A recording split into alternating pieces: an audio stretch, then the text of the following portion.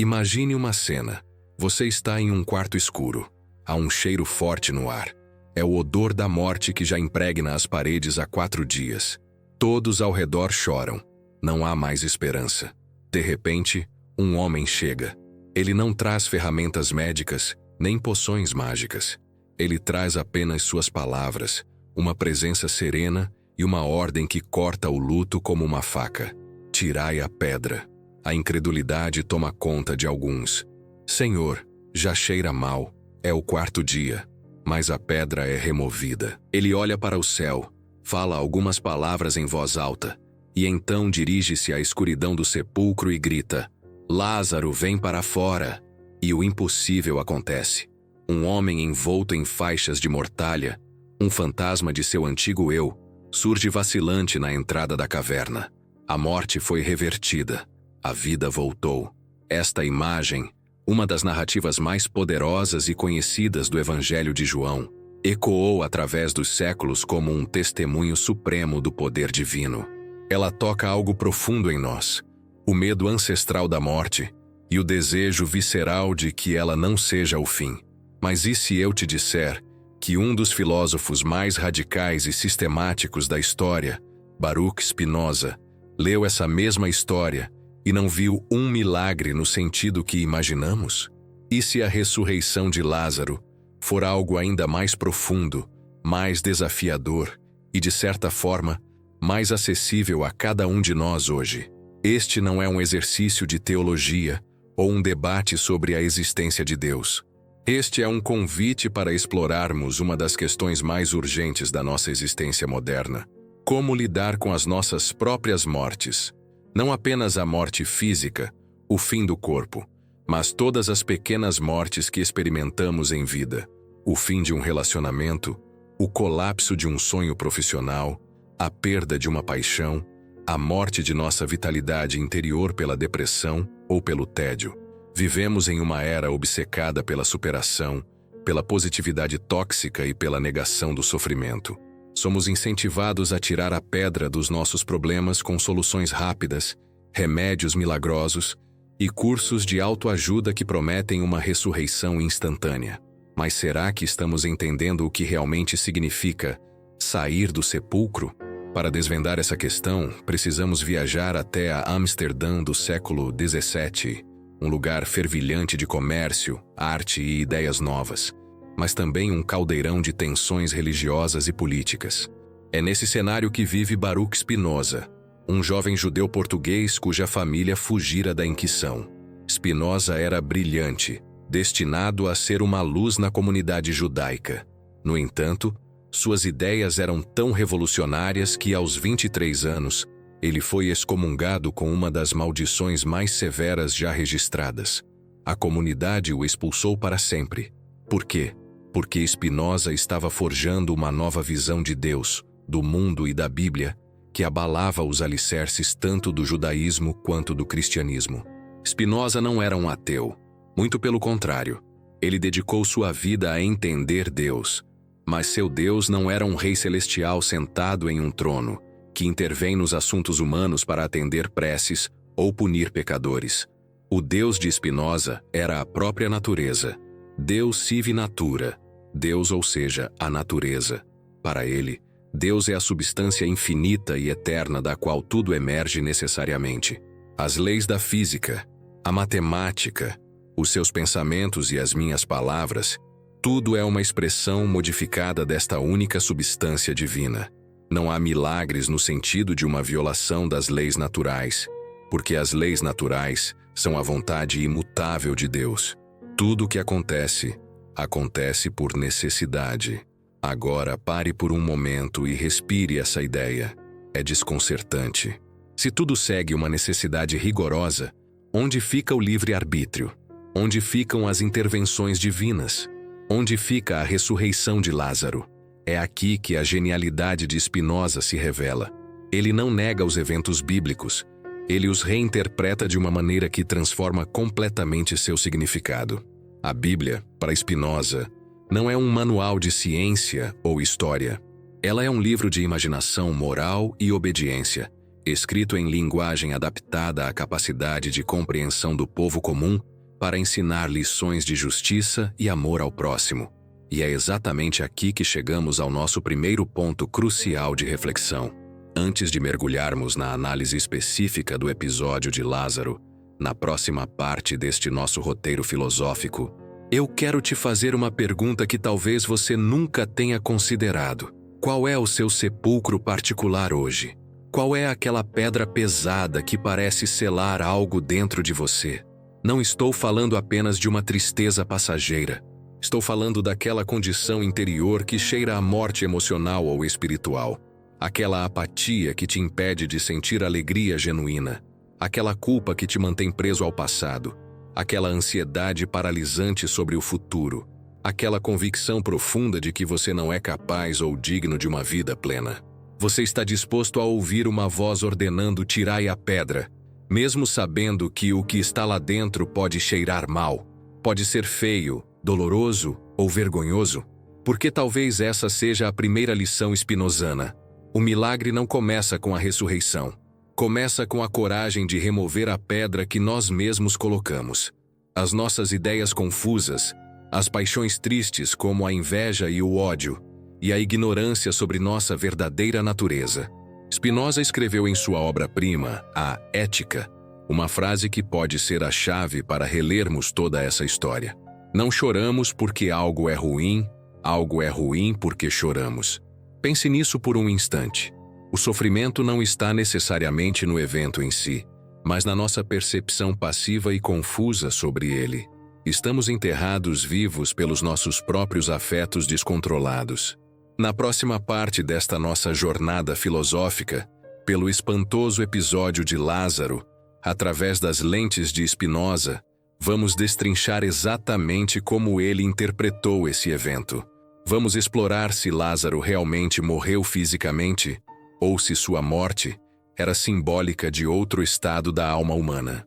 Veremos como Spinoza via Jesus não como um violador das leis da natureza, mas como um homem que possuía o conhecimento mais elevado possível sobre Deus.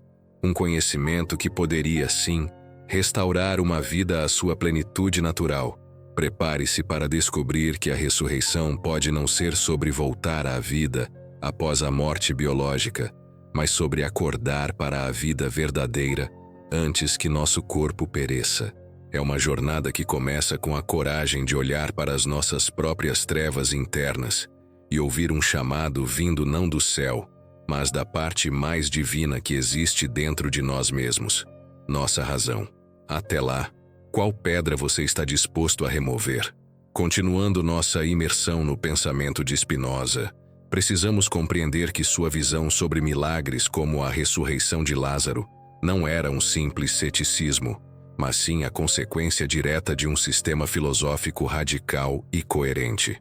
Para Spinoza, Deus não é um ser transcendente que age por vontade própria, intervindo caprichosamente no mundo. Deus é a própria natureza. Deus sive natura, como ele escreveu. Esta não é uma divinização panteísta ingênua, mas uma afirmação metafísica profunda. Tudo o que existe é uma expressão modificada da única substância infinita, que é Deus. As leis da natureza não são decretos que Deus estabeleceu e pode suspender. São a própria expressão imanente e eterna da essência divina. Um milagre, portanto, seria uma contradição lógica, como se um círculo decidisse, por um instante, ter ângulos. A ordem causal do universo é perfeita, necessária e ininterrupta. Esta visão se origina de seu contexto histórico. Spinoza vivia na efervescente Amsterdã do século XVII, um caldeirão de ideias onde judeus sefarditas, calvinistas, católicos e livres pensadores coexistiam sob uma frágil tolerância comercial. Expulso da comunidade judaica por suas ideias consideradas heréticas, ele testemunhou em primeira mão como dogmas religiosos podiam ser armas de exclusão e controle. Seu projeto filosófico era, em parte, uma busca por uma forma de religiosidade mais pura, baseada não no medo e na superstição, mas no amor intelectual a Deus, um amor que surge do entendimento racional da estrutura do real. O impacto disso foi explosivo. Seu tratado teológico-político, onde discute milagres, foi imediatamente proibido e queimado em praça pública, considerado uma obra forjada no inferno. Ele foi caluniado por séculos como um ateu perigoso, mas sua influência subterrânea cresceu, alimentando o iluminismo e chegando até a visões científicas modernas de um universo regido por leis invariáveis. Para trazer essa ideia para o cotidiano do Brasil, imagine aquele amigo ou parente que sempre atribui tudo a sina ou destino escrito. Um dia, ele passa em um concurso público difícil. Todos ao redor exclamam: "Que milagre! Deus quis assim." Spinoza nos convida a olhar de outro ângulo. Em vez de um decreto sobrenatural isolado, o sucesso foi o ponto culminante de uma cadeia causal complexa e perfeita. As longas horas de estudo dele, a qualidade do ensino público que recebeu na infância, a estabilidade emocional para fazer a prova, e até mesmo o fato de o edital ter sido publicado em um ano em que ele estava preparado. Ver isso não é ser frio ou ateu, é enxergar a divindade na própria trama intricada e bela dessas causas, e não numa suposta quebra dela. É perceber Deus no esforço humano, na oportunidade social e na lei natural que rege os processos seletivos. Outra analogia pode ser feita com o fenômeno da chuva. No sertão nordestino, em tempos de seca extrema, é comum ouvirmos preces fervorosas por chuva, e quando ela finalmente vem, é celebrada como um milagre. A visão spinozana não nega a beleza e o alívio da chuva, mas localiza sua causa não numa intervenção pontual, mas no funcionamento majestoso e necessário do ciclo hidrológico. A evaporação dos oceanos, a formação das nuvens, os ventos alísios, tudo isso é a manifestação de Deus. Rezar para que esse sistema seja quebrado em seu favor seria, para Spinoza, uma forma de ignorância. A verdadeira piedade estaria em estudar esse sistema, compreendê-lo para prever secas, construir cisternas e conviver melhor com a natureza, ou seja, amar a Deus através do conhecimento de suas leis imutáveis. É neste ponto que encontramos um eco fascinante no filósofo alemão Gottfried Wilhelm Leibniz, seu contemporâneo ligeiramente mais novo. Leibniz também rejeitava a noção de um Deus que age por capricho, intervindo no mundo como um monarca absolutista que suspende as leis quando bem entende. Para ele, isso seria sinal de um Deus imperfeito, que precisa constantemente consertar sua própria criação. Leibniz propôs então a ideia de que Deus, em sua onisciência e bondade infinita, criou o melhor dos mundos possíveis. Ele não quis dizer com isso que nosso mundo é um mar de rosas sem sofrimento, mas sim que, entre infinitos universos logicamente possíveis, Deus escolheu aquele com a combinação mais perfeita de variedade fenomenal e simplicidade de leis naturais. Um mundo sem doenças ou desastres naturais poderia exigir leis tão complexas e arbitrárias que seria intrinsecamente inferior. Como Leibniz colocou, Deus age sempre de maneira ordenada. Ele nunca tem desvios. Esta harmonia pré-estabelecida garante que tudo siga seu curso natural segundo as leis criadas por Deus desde o início. Isso nos leva à nossa segunda pergunta reflexiva. Se aceitarmos essa visão spinozana, leibniziana, de um universo regido por uma ordem causal perfeita e sem desvios, seja ela chamada de natureza-Deus ou harmonia pré-estabelecida, como isso muda nossa maneira de lidar com as tragédias pessoais? Imagine perder alguém muito querido para uma doença rara. A narrativa do milagre que não aconteceu, ou do desígnio misterioso de Deus, gera uma dor específica, misturada com revolta ou resignação passiva. Mas como seria processar essa mesma dor através da lente da necessidade natural? Seria ver aquela morte não como um castigo ou um plano inescrutável, mas como o resultado trágico, porém natural, de uma cadeia causal biológica e ambiental. Isso tornaria a dor mais suportável ou mais insuportável? Nos libertaria da busca por um sentido transcendente para o sofrimento ou nos condenaria a um universo frio e mecânico? Há uma história real que ilustra poeticamente esse pensamento. Conta-se que o grande físico Albert Einstein, profundamente influenciado por Spinoza, viveu uma situação comovente. Após a morte de seu amigo Michele Besso, ele escreveu uma carta à família de Besso consoladora, mas notavelmente spinozana. Ele não falou de céu ou reencontro após a morte. Em vez disso, escreveu sobre a ilusão da separação causada pela percepção do tempo. Para Einstein, Besso e Spinoza, pessoas como nós que acreditamos na física, sabem que a distinção entre passado, presente e futuro é apenas uma ilusão teimosamente persistente. A conexão entre ele e Besso, os momentos compartilhados, as ideias trocadas, tudo isso faz parte da teia eterna e necessária do universo. Besso não tinha partido para outro lugar. Ele havia se reintegrado à totalidade contínua do espaço-tempo, à substância única. A tristeza era real para quem ficava preso na ilusão do agora, mas o conforto vinha da compreensão intelectual de que aquela conexão era um fato eterno na estrutura do cosmos. Essa não é uma negação do luto, mas sua transmutação. Choramos não porque perdemos alguém para o nada, mas porque nossa perspectiva limitada nos impede de ver a permanência deles na ordem total das coisas. É uma forma profundamente racional e ao mesmo tempo quase espiritual de encontrar paz. Uma paz que Spinoza identificaria com o próprio amor intelectual a Deus. O diálogo entre os dois pensadores ganhava profundidade à medida que a noite avançava, e o estudante, agora completamente imerso, percebia que testemunhava não apenas uma discussão, mas a própria encarnação de um conflito filosófico que atravessava séculos. O professor, firme em sua leitura spinozana, argumentava que a verdadeira ressurreição era um despertar ético-intelectual. Spinoza não nega o milagre como evento singular, explicava, mas nos convida a transcender a leitura literal para buscar a causa eterna e imutável que ele manifesta.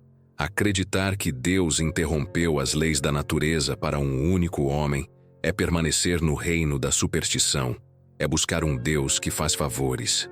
Compreender que a ordem eterna do universo permite tal fenômeno como expressão máxima de uma potência de existir, amplificada pelo conhecimento de Cristo. Eis aí a verdadeira beatitude. Seu interlocutor, o historiador cético, contra-atacava com o peso da tradição e da experiência humana comum. É uma leitura elegantíssima, professor, sem dúvida. Transforma um evento que estilhaça os alicerces do mundo conhecido em uma bela metáfora para a vida contemplativa. Mas perde o choque, perde o escândalo. O impacto cultural do relato de Lázaro, aquilo que fez com que ele ecoasse por milênios, não está na promessa de uma iluminação filosófica para poucos iniciados. Está na promessa tangível de que o último inimigo, a morte física, foi vencido. Você espiritualiza demais e, ao fazê-lo, esvazia o mito do seu poder mobilizador. As pessoas comuns que choram seus mortos não buscam a ética, buscam o reencontro. Essa divergência não era meramente acadêmica. Ela carregava em seu cerne polêmicas e críticas históricas profundas. O próprio Spinoza foi vítima delas. Sua excomunhão pela comunidade judaica de Amsterdã, o Scheren, foi um dos episódios mais notórios, e a sua abordagem das Escrituras estava no centro da controvérsia. Ao tratar a Bíblia não como revelação divina infalível, mas como um documento histórico, a ser analisado com as mesmas ferramentas críticas de qualquer outro texto, Spinoza abria um flanco perigoso. Seus críticos, tanto judeus quanto cristãos, acusavam-no de reduzir a religião a uma filosofia natural e de negar a providência, aquele Deus que cuida pessoalmente dos assuntos humanos. A leitura do milagre como alegoria era vista como a ponta de lança de um ateísmo disfarçado. O historiador apontou exemplos de aplicação errada ou radical das teorias spinozanas. Seu racionalismo absoluto, quando apropriado por pensadores do iluminismo radical, muitas vezes serviu para desconstruir não apenas os aspectos supersticiosos da religião, mas também sua dimensão comunitária, simbólica e consoladora. A liberdade de filosofar pode, em mãos menos cuidadosas, tornar-se um desprezo arrogante pela fé simples. Foi neste momento de impasse dialético que o professor introduziu uma terceira voz no debate, um pensador cuja obra surgiu como uma tentativa de superar precisamente este abismo entre o racionalismo radical e a experiência religiosa viva. Søren Kierkegaard. O dinamarquês, disse o professor, nos oferece uma chave diferente, talvez mais angustiante, mas profundamente relevante. Para ele, a questão de Lázaro não é sobre sua causa natural ou sobrenatural, nem mesmo primariamente sobre seu significado ético. É sobre o salto para a fé diante do absurdo.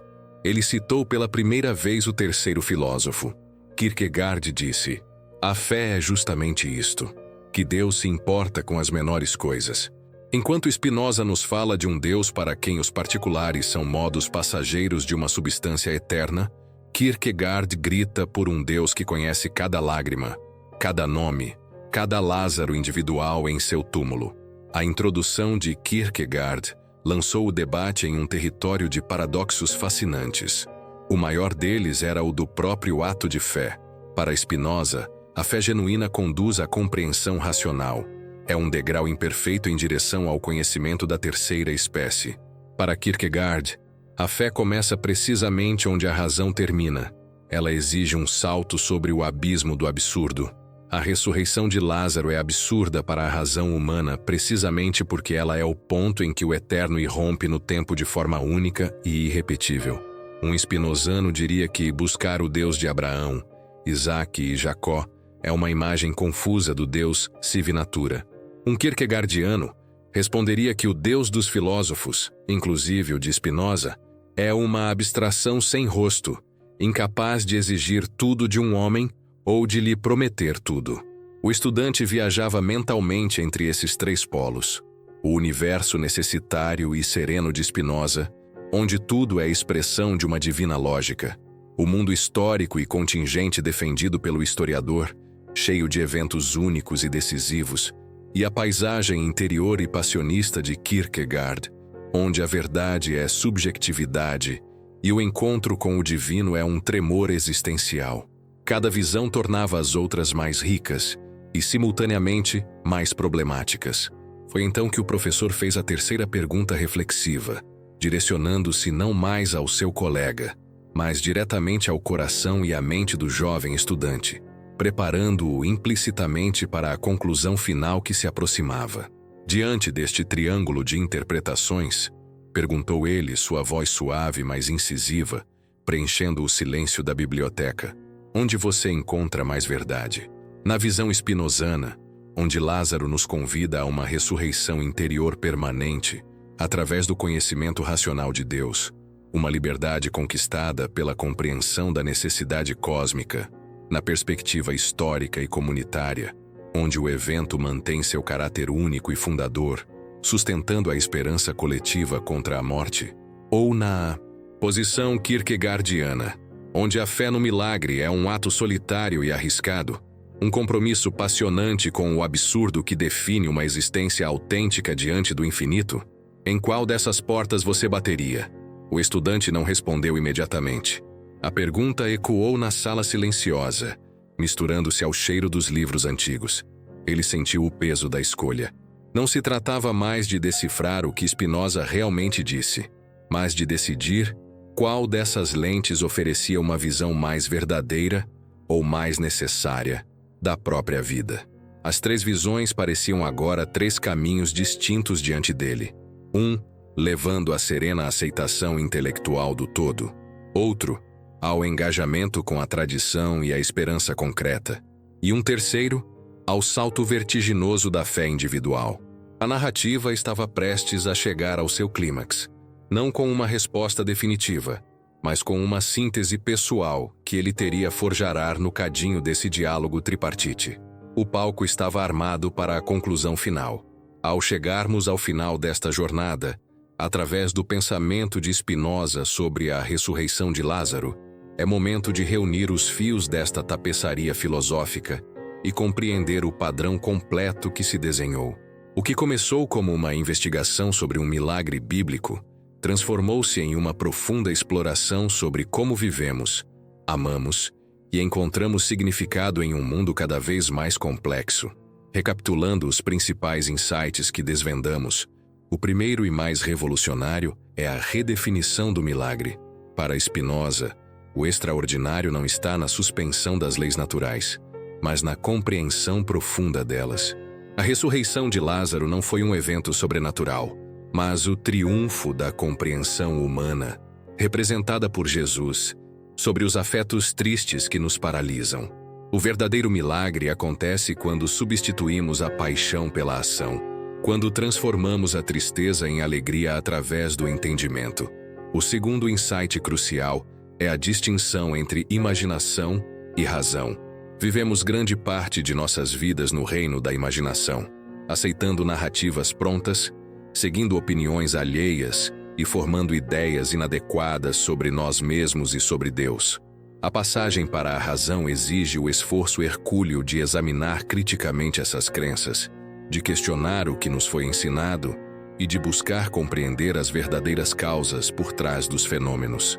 A liberdade, nesse sentido, não é fazer o que queremos, mas compreender por que queremos o que queremos. O terceiro pilar é a redefinição de Deus como a própria substância infinita da realidade. Não um rei celestial que intervém caprichosamente, mas a teia causal interconectada, da qual somos expressões finitas. Esta visão nos convida a uma religiosidade íntima e racional, onde Deus se revela, não através de vozes do céu, mas através do estudo da natureza, da matemática, das relações humanas e de tudo que compõe este universo magnificamente ordenado. Como essas ideias seculares podem ajudar o espectador moderno? De forma surpreendentemente prática. A ética spinozana oferece um manual para a felicidade em um mundo de ansiedades. Se compreendemos que nossas emoções seguem lógicas precisas, que a inveja nasce da comparação inadequada, que o ódio é uma tristeza acompanhada da ideia de uma causa externa, ganhamos poder sobre elas. Não se trata de reprimir sentimentos, mas de transformá-los através da compreensão. No trabalho e na carreira, Spinoza nos ensina a diferença entre atividades que nos enfraquecem e aquelas que nos fortalecem. Um emprego que apenas nos consome sem desenvolver nossas capacidades é fonte de servidão. Já um trabalho que expande nosso entendimento e potencia nossa criatividade gera alegria genuína. A questão não é necessariamente mudar de carreira, mas transformar nossa relação com ela. Encontrar na própria execução das tarefas oportunidades para compreender mais, conectar-se melhor e expressar nossa natureza essencial. Nos relacionamentos, a filosofia spinozana oferece um antídoto contra a dependência emocional tóxica. Ao entender que nenhuma pessoa pode ser nossa metade, pois cada um é uma expressão completa da substância divina, nos libertamos da expectativa impossível de que outros preencham nossos vazios existenciais. Os relacionamentos se tornam então encontros entre inteirezas, onde celebramos juntos a alegria de existir, sem a sombra da posse ou do medo da perda. Como esses conceitos tão abstratos se manifestam no cotidiano do Brasil? Imagine o trabalhador que enfrenta 2 horas de trânsito diário. Na perspectiva da imaginação, este é apenas um tormento inevitável. Mas pela razão, pode transformar-se em oportunidade, tempo para audiobooks filosóficos, para planejar projetos, ou simplesmente para observar com curiosidade o complexo sistema de mobilidade urbana do qual faz parte. A situação material não mudou, mas sua potência de agir aumentou significativamente. Pense no fenômeno das redes sociais, onde muitos brasileiros passam horas consumindo conteúdos que geram inveja, ansiedade e inadequação. Spinoza nos alertaria: estes são afetos tristes que diminuem nossa potência vital. A solução não é necessariamente abandonar as plataformas, mas usá-las racionalmente. Seguir conteúdos que aumentem nosso entendimento, conectar-se com comunidades que fortaleçam ideias adequadas e lembrar sempre que as vidas perfeitas mostradas online são imagens distorcidas da realidade complexa. Até mesmo nossa relação com o futebol pode ser iluminada por Spinoza. A paixão cega por um time que gera violência e ódio pelo rival é pura servidão aos afetos. Já o amor pelo esporte, que celebra a beleza do gesto técnico, a estratégia coletiva e a superação humana, é fonte de alegria genuína. Um fortalece nossa essência o outro a diminui. A grande mensagem que Spinoza nos lega é que buscar a felicidade não é mero hedonismo, é uma obrigação ética. Cada vez que permitimos que afetos tristes nos dominem, não apenas sofremos individualmente, mas contribuímos para um mundo mais triste. Cada vez que transformamos medo em coragem, ódio em compreensão, inveja em admiração, não apenas nos elevamos, mas elevamos a humanidade como um todo. A espiritualidade contemporânea encontra em Spinoza um aliado surpreendente. Em uma época de desencantamento com religiões institucionais, mas de busca persistente por significado, sua filosofia oferece um caminho.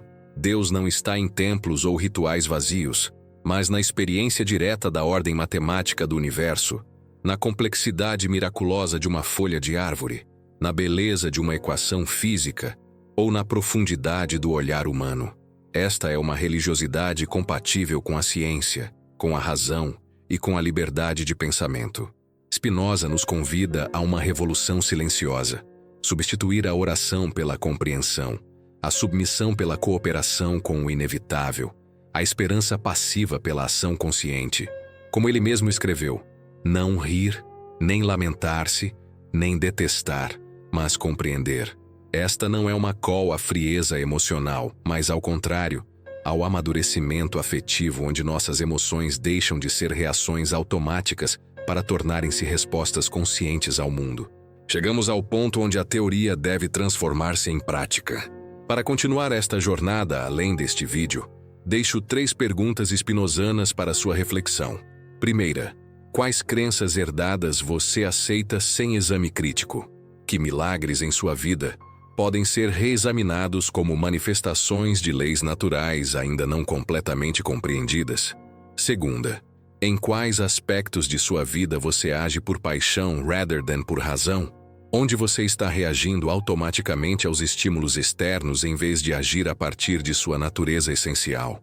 Terceira, o que, em sua vida atual, aumenta verdadeiramente sua potência vital? Quais atividades, relacionamentos e pensamentos geram aquela alegria spinozana que vem acompanhada da ideia de nossas causas internas? A filosofia não é um conjunto de respostas prontas, mas um método permanente de questionamento. Spinoza não quer discípulos, quer pensadores livres.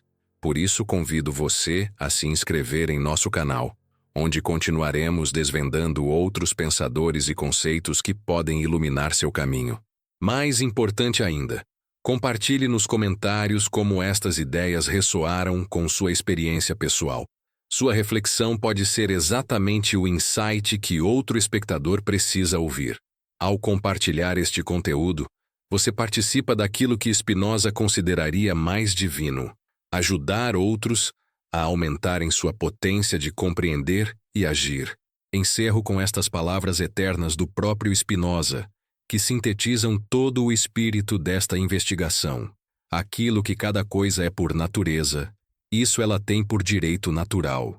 Que possamos lembrar sempre, nosso direito fundamental como expressões finitas de Deus-natureza é realizar plenamente nossa essência, compreender mais, amar melhor e celebrar esta existência única que nos foi concedida.